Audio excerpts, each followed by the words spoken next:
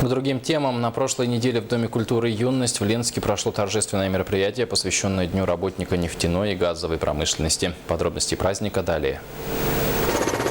К празднованию Дня работника нефтяной и газовой промышленности предприятие «Газпром Трансгаз Томск» подошло с довольно неплохими результатами. С достигнутыми успехами, планами и перспективами на будущее нас ознакомил директор ленского участка «Газпром Трансгаз Томск» Владимир Аксентищев. Начав с того, что сегодня по селе Сибири сварены 35 километров трубы магистрального газопровода. И далее продолжаются работы согласно сетевого графика.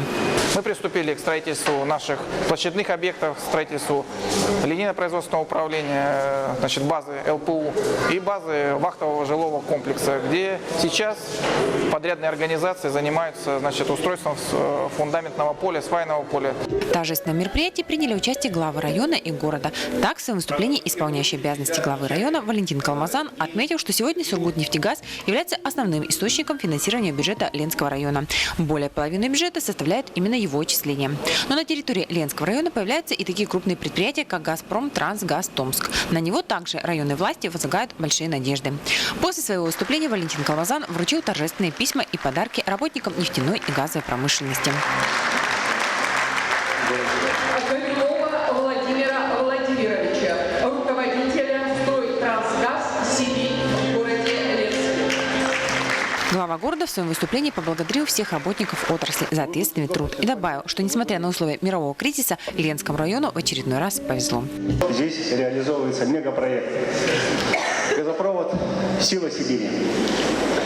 Поэтому я сегодня от себя лично, от всех присутствующих, хотел бы поблагодарить вас за вашу работу.